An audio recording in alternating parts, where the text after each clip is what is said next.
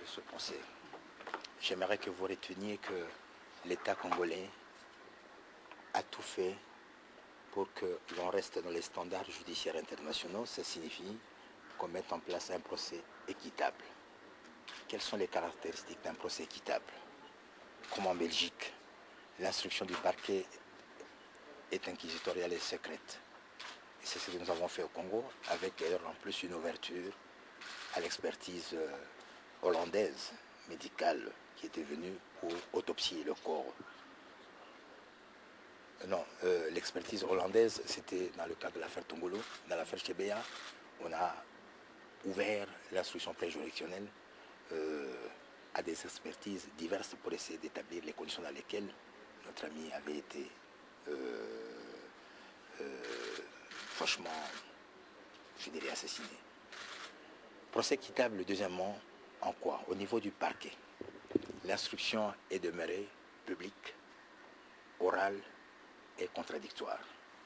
Le caractère public de l'instruction permet à l'opinion publique de suivre et d'émettre un jugement sur le travail des juges et des magistrats. Le caractère oral permet à toute l'opinion et aux juges de scruter la personnalité des justiciables qui ont été mis en cause, et mieux des personnes qui ont été inculpées ou même prévenues. Le caractère contradictoire nous a permis d'avoir des débats houleux mais francs au cours des 30 audiences que nous avons organisées. Quels que soient les soubresauts que nous avons notés, de notre côté, nous, gouvernement, nous pouvons dire qu'à ce jour, nous croisons les doigts pour que cette justice qui est la nôtre, qui est indépendante, puisse prendre sa décision librement et en toute indépendance. Nous avons entendu beaucoup de cris de cœur. Nous partageons les souffrances des familles éprouvées, la famille Chebeya, la famille Bazana. Nous espérons que, comme nous l'avons toujours souhaité, que la meilleure façon de rendre la vérité à Floribert, Chebeya, c'est que la vérité judiciaire puisse être éclatée. Maintenant, par-delà tout ce que nous avons fait, que vous nous rameniez à la question du maintien ou de non-maintien au poste, je ne pense pas que cela relève du secteur de la justice et du ministère de la Justice. Une autre question, les avocats des parties civiles sont retirés parce qu'on voulait, la Cour voulait requalifier l'homicide en homicide involontaire. Qu'est-ce que vous en pensez? Je suis ministre de la Justice. Je ne peux commenter les décisions des justices. Je respecte les points de vue des avocats. J'avais entendu même en son temps les déclarations de Madame de la veuve Chebeya et de Madame Bazana. Et je l'ai dit, par respect pour la souffrance qu'elles ont endurée et qu'elles endurent, je préfère ne pas me prononcer sur cet aspect-là. Question vous présentez, vous connaissez? Oui, c'est notre ministre, les vrais Quinois. Oui, je sais, mais vous. Oui. C'est les amis de Wichi, Bruxelles. Et ça pour la bana Bruxelles, nous avons au Kenegara na Lingala, tozan na likambo ya Arma Tungulu, où y a biso moko a Kufaki, jusqu'à présent bakundi famille naie ils ont réclamé corps na Bruxelles. Est-ce que au niveau ya Congo, corps naie eza wapi? Ben, naibité ce qui n'a quoi répondre yo vraiment na circonstance au Tozali. Je crois savoir que procès il y a des Konabiso Armand et ils ont se poursuivre en Belgique. Il y avait une décision dans la première instance et puis bah qu'est-ce qu'on a degré d'appel. Et là on est dans le banao. Et là on est dans le bas. Ceux qui bah jugent va rendre décision na bango ya suka na likambo. Décision pe koyaka oui concernaka sort ya nzoto ya mowei. Est-ce que yo yebi décision au ba juge bazui pona likambo ana lelo na moni ko yebi yango tende konanga ami de Wichi yango na loba justement tozali toujours en instance ya ko instruire dossier wana tant na Belgique que na Congo.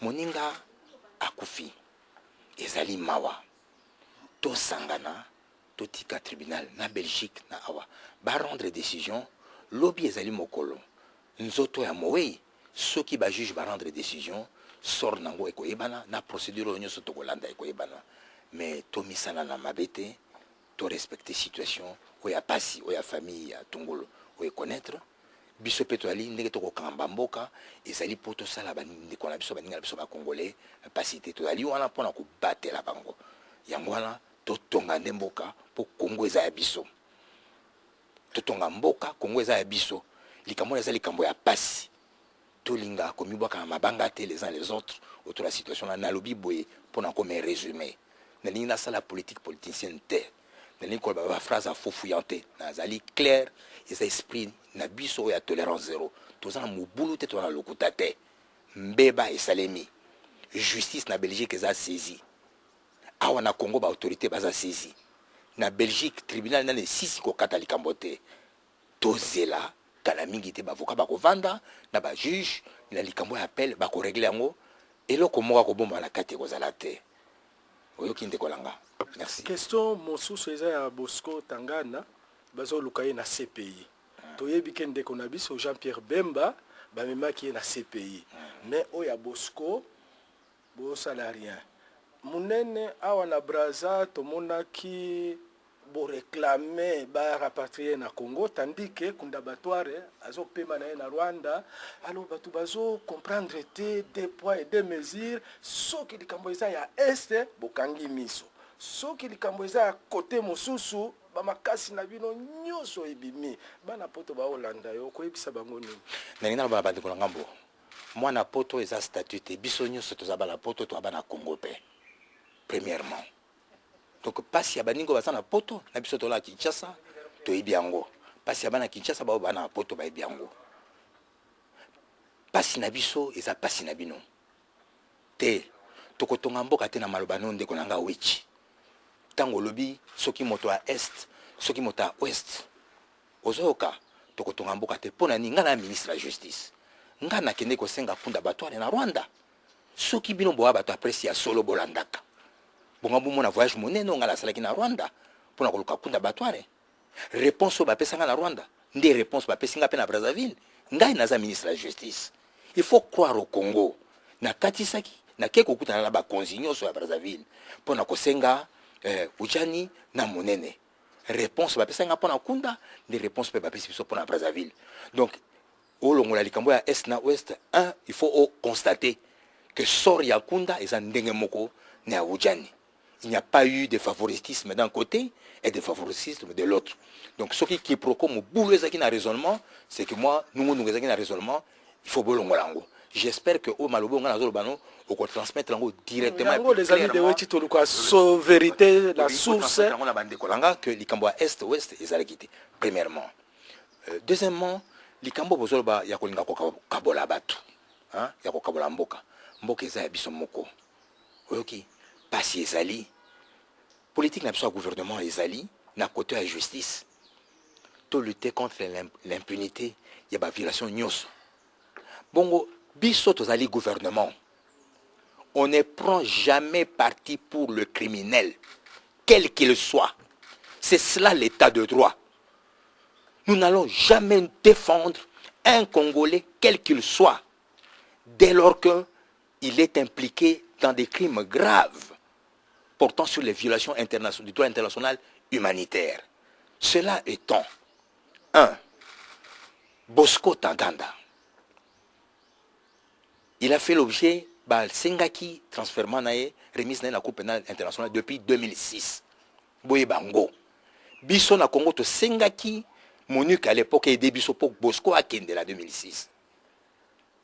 Monique Boyaki Ango la 2006. En 2009-2010, tango bakore salemi poto mema kimia na bande kona biso oyo ba FDLR babandai ko boma mingi na est barrangement politique et salemaki yango mte salaki et gelé likambo oya Bosco ezali te ke bato basaki na posa ko protéger Bosco suka likambo eza ndenge nini tozali l'état lobi eza mokolo totambola ka mokolo na mokolo tokotala lobi ko pesa pona likambo ndeko na biso Jean-Pierre Bemba. Est-ce que c'est nécessaire pour comprendre que l'Ikambo va poursuivre ndeko na biso? Et ça l'Ikambo est allé République démocratique du Congo directement té. Et ça gouvernement centrafricain de déposer qui requête na Cour pénale internationale. Pe basengaki coopération à état na situation nyonso tozali nango toke nango tilelo toyo kaka o bosengi batika moto te bosengi basengi boyebisanga na ba tribunaux pénaux internationaux nani oyo bakanga mboka na esengi pe bazongisi ye. C'est vrai ezali mawa soki bakangi moto ndeko na biso eza toujours regrettable mais nakosukisa bongo ndeko nanga wechi mboka oyo eza mboka na biso nyonso soki mboka ezali bandeko nanga poto bozolala lelo pe lobi olali olobi okende Kinshasa samedi lokola yo wechi ofuti pe ticket avion oye c'est parce que bato baso batala mboka bazali kanisaka pe bango po soki mboka bato ezalaka te la bato bako batela bango yo linga kozwa avion te osala programme na yo oye na Kinshasa. Vous comprenez? C'est vrai.